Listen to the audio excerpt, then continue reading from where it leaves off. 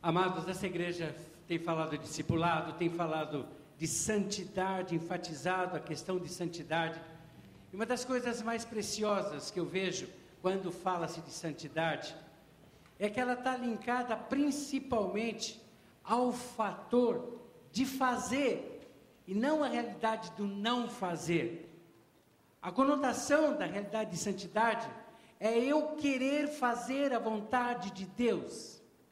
Quando a minha vida, a palavra essencial para a santidade é separado. Quando eu estou separado para Deus, consagrado para Deus, a disponibilidade do meu espírito, a disponibilidade da minha alma é querer fazer a vontade de Deus. E quando este toque de fazer a vontade de Deus está na minha vida, eu acabo encarnando o Evangelho de tal forma que eu sinto a compaixão e a impulsão de Deus para ver almas salvas aos pés de Jesus. Santidade, amados, ser santos, nós somos separados para servir a Deus em missão. E é sobre isso que eu quero enfatizar. O primeiro ponto que eu quero enfatizar é que nós fomos separados para abraçar a missão dada por Deus. Incrível, amados. Quando você vê a história de Israel, não é que Israel era uma nação importante para Deus, não. Deus pegou algo que ele até chama do vermezinho de Israel, e ele escolhe, ele separa, ele chama, e ele estabelece um plano de vida para aquele povo. Eles seriam um instrumento de Deus para levar a todas as nações, como povo separado, santificado, santo, como instrumento vivo para que todas as nações entendessem quem era o verdadeiro Deus. Da mesma forma, nós somos alcançados pelo Evangelho, quebrantados pelo Espírito, em arrependimento consagramos as nossas vidas e nos damos ao Senhor, e Ele nos toca para uma missão igual, a missão de revelar a todos os povos a mensagem que Ele traz em Cristo Jesus. O texto da palavra de Deus nos traz com muita claridade: portanto, ide, fazei discípulos de todas as nações, batizando-os em nome do Pai, do Filho e do Espírito Santo, ensinando-os a guardar todas as coisas que eu vos tenho mandado. E eis que eu estou convosco todos os dias, até a consumação dos séculos. Amados, essa questão de levar e guardar todas as coisas era a mesma missão de Israel. Valores do reino, valores morais, valores éticos, valores de postura familiar, valores que realmente traziam a Israel a glória do nome de Deus. Da mesma forma, nós somos chamados, por isso essa grande ênfase de fazer discípulo, a andar com pessoas que não conhecem o Evangelho, para que elas entendam, primeiro, olhando para nós, que o coração delas precisa daquilo que nós encontramos Cristo Jesus. E esse acompanhar, como desafio desses missionários que estavam aqui, por exemplo, os missionários árabes, vocês sabem que eu trabalhei com árabes. Há árabes que são alcançados depois de 7 anos de discipulado. Você teria paciência para estar do lado de alguém por amor? Mas isso era a mesma missão de Israel, é a mesma missão da igreja. Nós levamos a nossa vida como um testemunho para que as outras pessoas descubram e encontrem aquilo que o seu coração anseia dentro do seu vazio existencial.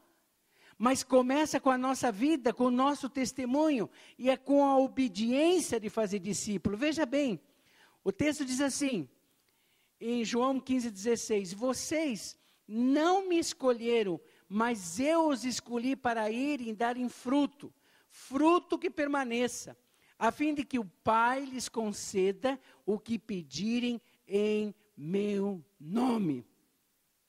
Incrível, amados. Não existe a realidade, primeira, Deus ser igreja sozinho. Não existe um texto da Bíblia, nenhum você vai encontrar, que alguém pode chegar e dizer, não, eu não preciso da família de Deus, porque eu sou a igreja de Deus. Nós estamos como um corpo. Quando Deus chamou Israel, chamou um povo para ser testemunha. Quando Deus chamou a igreja, Ele chamou a sua família, dos convertidos em Cristo Jesus, para que como família dessemos frutos. E houvesse esse multiplicar, pessoas alcançando a mensagem. Só que Deus dá a cada um de nós focos diferenciados no que diz respeito a quem alcançar. E a gente começa na casa, mas necessariamente não é na casa, não é no vizinho, não é no trabalho. Às vezes Deus é bem mais específico. Você vai falar para chinês. Você vai falar para japonês. O pastor Manuel, né, importante da idade, né, 68 anos, né? Diz que alguém chegou para o pastor Manuel e disse, você ainda está no lucro, Moisés foi chamado com 80. Levando vantagem. Então, Deus convoca. E olha, gente, uma vez eu disse para vocês, quando eu era pastor aqui, uma coisa para mim que é muito significativa. A alegria do cristão é proporcional a ele estar envolvido na obra missionária de Deus ou não. Todo cristão que não se envolve com a missão de Deus, não entende o seu papel de instrumentalidade desse poder, do exercício da autoridade do poder que Deus lhe dá, ele caminha reclamando para todos os lados, ele não se acha, não encontra o rumo, mas quando cada pessoa vê na sua vida como um instrumento das mãos de Deus para que essa missão da revelação dele mesmo às nações seja manifesta, ele é feliz. E o coração dele transborda por causa disso. Queridos, segundo lugar, fomos separados para proclamar o reino de Deus. E indo, pregai dizendo, é chegado o reino dos céus, Mateus 10, 7. E dizendo, arrependei-vos porque é chegado o reino dos céus. Por que eu coloquei esses dois versículos? Porque, amados, eu não prego só uma mensagem, eu prego a mensagem do reino de Deus. E no momento que eu prego a mensagem do reino de Deus, eu prego a mensagem de alguém que é um rei, e é único a ser adorado. E é só Ele, não existe dois senhores. E a firmeza nossa é sair de todo o pluralismo que existe, todo o relativismo que existe em termos de fé, assumirmos em determinação o posicionamento de que há um só Deus e só Ele deve ser adorado. Me lembro uma cena que aconteceu na inauguração do templo japonês. Cheguei lá, cadê o pastor Alexandre, só para eu localizar? Como é que chama aquele bolinho? Buti? É um bolinho que eles dão. Então, é um bolinho que toda festa tem que dar para as pessoas que vêm. É cultura japonesa. Só que quando as pessoas vêm, tem que ter 3 bolinhos. Por quê? Porque você tem que ter no mínimo 3 deuses. Aí faz o buti ou não faz? Nem sei se estou pronunciando certo. Faz ou não faz? Amados, é lógico. Só que não vai fazer 3. Quantos que ele fez para dar? 1. Se o japonês perguntar, mas você não fez 3, só fez 1. Lógico, nós só temos um Deus. Nós adoramos só um Deus. Primeira coisa, nunca mudar essa verdade. Nós temos um só Deus. E Ele deve ser adorado. Agora, quando eu falo de reino, eu falo de valores. Queridos, nós que estamos entre as nações, existe cultura das mais diferenciadas. E a grande dificuldade dos missionários que vocês têm que orar é contextualização. para não absorver a cultura deles, mas ao mesmo tempo entendê-las e ter a sabedoria de saber como usá-la para poder chegar neles. Não é fácil. Eu não queria estar na pele de alguns missionários aqui, porque eu não saberia o que fazer. Mas a igreja dobrando o joelho, orando a Deus, buscando sabedoria, de Senhor, dá sabedoria e estratégia para o missionário. Gente, Deus é maravilhoso. Vem cada coisa, por isso que missionário às vezes é chamado de louco. Tudo que é missionário é louco. Porque dá uns negócios na cabeça da gente. E sabe o que a gente faz e dá certo? Porque foi Deus que disse. Porque a igreja orou para que a gente tivesse essa sensibilidade. Plantar o reino de Deus. Agora, outra coisa importante. Quando eu prego o evangelho, seja a nação que for, o povo que for, eu prego a mensagem do arrependimento. Convertei-vos e crede no evangelho do Senhor. Convertei-vos. Não é evangelho barato, não é evangelho de dinheiro, mas é o evangelho da entrega, o evangelho do pedido do perdão, o evangelho que leva a minha alma a ser quebrantada diante da face de Deus, onde eu digo, Senhor, estou perdido, e a nossa missão é levar a mensagem do arrependimento, vidas dobradas diante do altar de Deus. Isso não é fácil, por causa da mensagem que tem sido pregada. Amados, sermos firmes, sem arrependimento, não haverá salvação. Sem crer em Cristo como Senhor e Salvador, não haverá salvação. E nós temos o compromisso de levar a mensagem do arrependimento. Queridos, nós fomos separados como santos diante de Deus, mas separados, revestidos com a autoridade dos céus. Revestido era com E, né? Eu pus com I. Tá, desculpa aí o erro. Reunindo os 12, Jesus deu-lhes poder e autoridade para expulsar todos os demônios e curar as doenças. Amados, autoridade, coisa mais gostosa. Deus deu para você e para mim a autoridade espiritual que Jesus tinha. E com essa autoridade espiritual, no mundo espiritual, em primeiro lugar, você vai exercer essa autoridade contra todas as forças que surgirem contrárias às verdades de Deus. A autoridade espiritual mostra firmeza de fé, mostra não só contemplação, mas exercício dessa autoridade, subjugando toda e qualquer autoridade que não é de Deus. Deus deu a nós essa autoridade quando Jesus diz que eu passo a vocês essa autoridade. E essa autoridade foi passada de tal forma que Jesus disse que nós faríamos obras maiores do que a deles. Um dos missionários falando, citou um texto numa das devocionais, dizendo que claramente todos nós vamos deixar uma herança para Deus. Como é que nós vamos deixar uma herança para Deus? São aqueles que foram alcançados pela autoridade desse evangelho. São as vidas salvas pelo poder do evangelho. Agora, amados, tudo que se opor às verdades de Deus, em nome de Jesus, você tem a autoridade, não só de repreender demônios, mas, acima de tudo, se é contrária à palavra de Deus, rejeite, fique com a revelação de Deus na sua vida.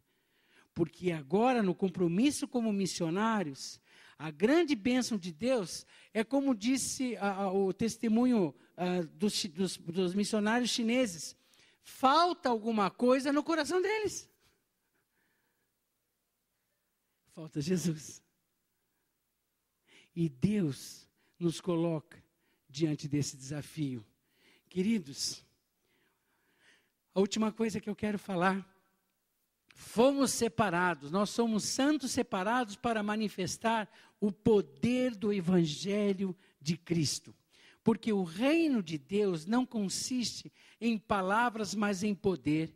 Receberão poder quando o Espírito Santo descer sobre vocês, e serão minhas testemunhas em Jerusalém, em toda a Judéia, Samaria, até os confins da terra.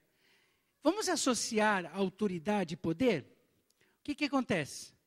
Eu posso perceber que existe uma hierarquia de autoridade humana.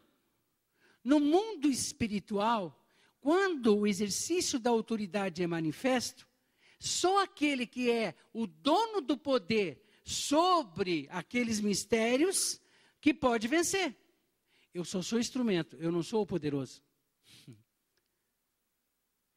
Quando o Espírito Santo desce para capacitar, ele veio trazer uma virtude espiritual do próprio Deus ao teu coração e ao meu coração, para que se as forças maiores do que você tentarem impedir as verdades de Deus no exercício da autoridade espiritual, aquilo caia por terra. Não porque você determinou, mas porque o poder de Deus determinou e ele derruba.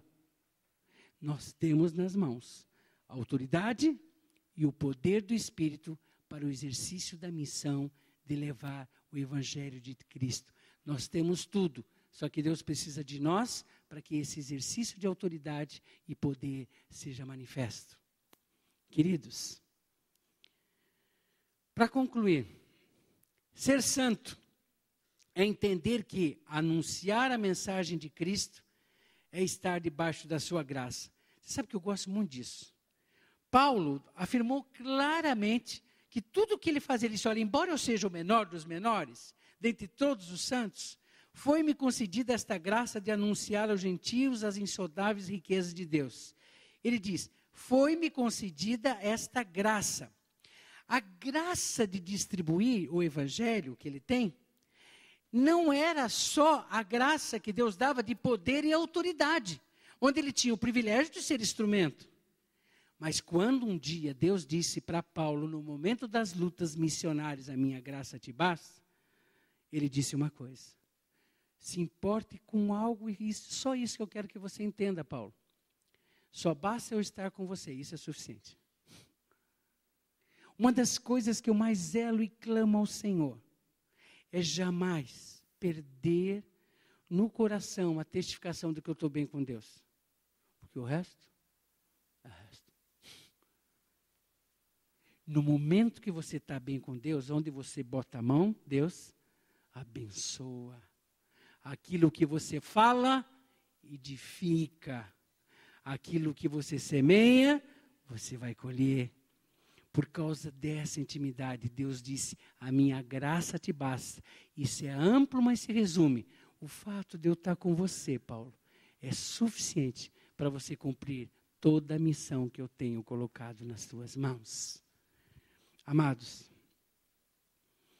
não esquecer que nós fomos separados para obedecer o mandado de Jesus, levando a mensagem para toda criatura, no poder do Espírito Santo. E as minhas questões que eu quero deixar para cada um de vocês. A resposta a essa obediência implicará de uma forma ou outra.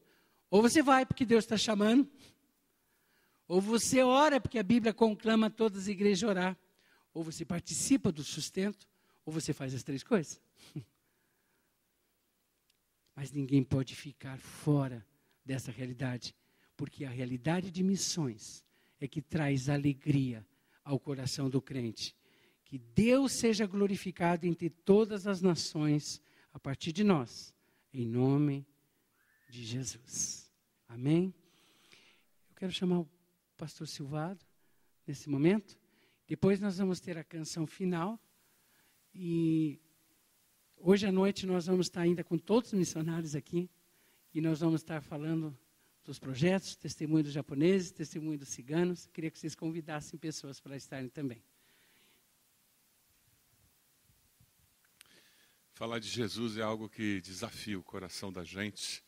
Ouvir sobre missões mexe com a gente. Principalmente quando o senso de brevidade da vida fica mais aguçado, né? Pastor Sérgio Salmin faleceu na madrugada e eu estou chegando do cemitério agora. Pude pegar o final desse culto. Quantos aqui tem 46 anos? Levante a mão. 45, 47. Quantos aqui tem um filho, uma filha de 17 anos? Pastor Sérgio Salmin estava de mudança, mobília desmontada, tudo encaixotado. Ele no apartamento onde eles iam morar, ele estava sozinho, desencaixotando tudo. O filho voltou da escola, filho de 17 anos, para ajudar o pai a arrumar o apartamento, porque no dia seguinte a mãe chegava para também ajudar, porque nesse final de semana, a família finalmente ia voltar a estar morando junto na mesma casa. O filho abre a porta e encontra o pai de bruços na sala da casa, morto. Já desde as 9 horas da noite, a irmã Denise não conseguia falar com o esposo, preocupada. Era meia-noite. A última pessoa que falou com o pastor Sérgio Salmin foi às 8h30 da noite, ele alegre, conversando. Ele provavelmente teve um AVC fulminante e faleceu. A vida humana é efêmera, frágil. Não é essa pessoa do seu lado que tem uma vida frágil. Não. É a sua vida que é frágil. É um sopro. A palavra nos diz que é como aquela névoa que a gente aqui em Curitiba sabe muito bem o que significa, aquela névoa do inverno que a gente acorda de manhã cedo e quase não consegue enxergar. E sai o solzinho lá pelas 7h30 da manhã, 8 horas ela já foi embora. E quando a gente pensa em missões, então parece que a urgência de nos envolvermos na obra se torna mais forte ainda. Obrigado, pastor Calixto, por trazer essa turma tão preciosa. Vocês descobriram o lar de vocês, viu? Essa igreja é a casa de vocês. Voltem outras vezes. Para treinamento, para serem acariciados, serem amados. Fizeram vínculos com famílias da igreja, mantenham esses vínculos. Nós queremos abençoar a vida de vocês, não apenas o ministério de vocês. Queremos abençoar vocês. Se é isso que vocês querem como igreja, digam amém. É isso que a gente quer, abençoar vocês como pessoas, as suas famílias, porque a gente sabe que fazendo isso, o ministério vai ser abençoado. Mesma coisa para você, viu, Calixto? Tá bom? Queremos abençoar você como pessoa, a sua família. Tá bom? Vamos orar por eles, irmãos. Vamos ficar de pé, onde nós estamos. Se você conheceu o pastor Sérgio Salmin, que foi pastor dessa igreja também, lá no tempo da Gago Coutinho, década de 90, pastor de jovens, um jovem recém-formado no seminário, cheio de gás, abençoou várias famílias. Se você não teve oportunidade de dar uma palavra de conforto para a irmã Denise e seus 2 filhos, faça isso, vai abençoá-los. Irmão Paulo Jeremias, irmã Neida, os pais da Denise também serão abençoados. Irmão Alex, pai do pastor Sérgio, certamente eles serão abençoados com uma palavra sua, palavra de conforto. Eu queria fechar esse tempo dando uma oportunidade para que você estivesse orando. Quem sabe você nunca adotou um missionário. Você já ouviu muito essa história de adotar missionário. Você nunca teve um missionário que diariamente recebesse suas orações. Queria desafiá-lo a fazer isso. Quem sabe você nunca adotou financeiramente. Por R$10, R$15, R$100, sei lá quanto. Quem sabe você vai chegar na sua célula e vai desafiar a sua célula a ter um missionário que toda semana vocês vão orar. Boa parte das nossas células tem promotores de missões. Algumas ainda não escolheram. Essa é uma boa semana para a nossa reunião de célula vocês escolherem quem que vai ser o que vai toda semana nos lembrar sobre missões. Para nós estarmos orando. Vamos ter um momento de oração silenciosa em que você olha para a sua vida, olha para a sua célula e assume algum compromisso com Deus. Quem sabe você já ora por missões, ora por um missionário. Pessoalmente você já adota um missionário. Você já tem incentivado a sua célula. Então isso é tempo de louvor, de adoração. Agradeça a Deus. Reafirme o seu compromisso com a obra missionária. Momento de oração silenciosa. Você e Deus.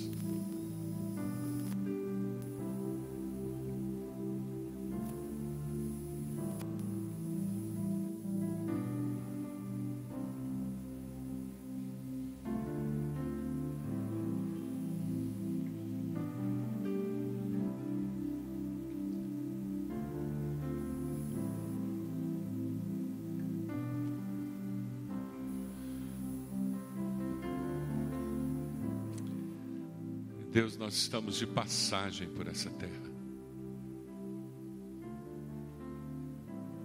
Nós somos peregrinos aqui, Deus. Nós pedimos em nome de Jesus que o Senhor retire essa mentira que Satanás coloca nas nossas mentes, de que nós vamos durar muito tempo, de que nós temos que nos apegar às coisas materiais, porque nós queremos a liberdade que a Tua verdade nos dá, a liberdade que vem do sabermos que nada que temos é nosso, tudo pertence ao Senhor, a liberdade de viver sabendo que todos os dias da nossa vida estão contados e nas Tuas mãos, a liberdade de que fomos criados para o louvor da Tua glória. Então devemos viver cada dia fazendo a Tua vontade. Ó Deus, nós queremos ter o privilégio de trabalhar e saber que o fruto do nosso trabalho chega lá na China com missionários, chega em Açaí e leva japoneses a Cristo.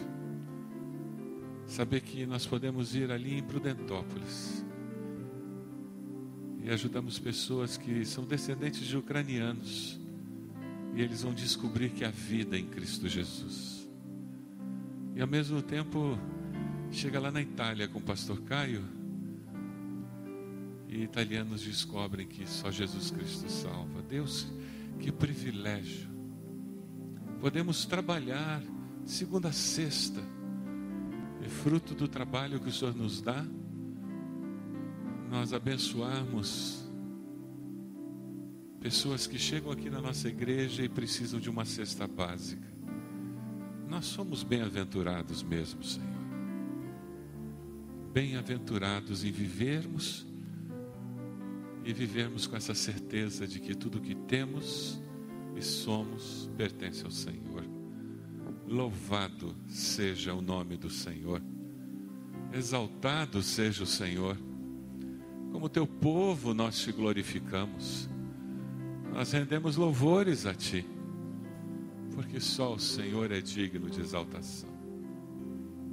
Ó Deus, queremos viver proclamando a tua salvação. Abençoa esses missionários queridos, amados, que estiveram conosco durante esse fim de semana. Abençoa a liderança do pastor Calixto. Aquece, Deus, o seu coração. Renova o ânimo do seu coração, Senhor. Deus amado, tantos povos têm vindo morar na nossa nação. Abre a visão do teu povo batista, Deus. Abre nossos prédios, abre nossos corações, para que eles sejam alcançados com o teu evangelho. Usa a nossa igreja para que o teu nome, para que a tua salvação seja proclamada. Ó Deus, nos leve com essa segurança e essa certeza que a vida é breve demais, que a nossa vida é breve demais para que ela seja usada com qualquer outra coisa que não seja proclamar a tua salvação e promover a glória do teu nome. Nós oramos, ó Deus, no nome de Jesus. E agora que o teu amor, que é eterno, a graça de Jesus, o nosso Salvador, as consolações do teu Santo Espírito sejam conosco, com os familiares do pastor Sérgio Salmim, os familiares da irmã Sueli, ó Deus, e com todo o teu povo, hoje e sempre. Amém. Amém. Pode assentar-se, irmãos.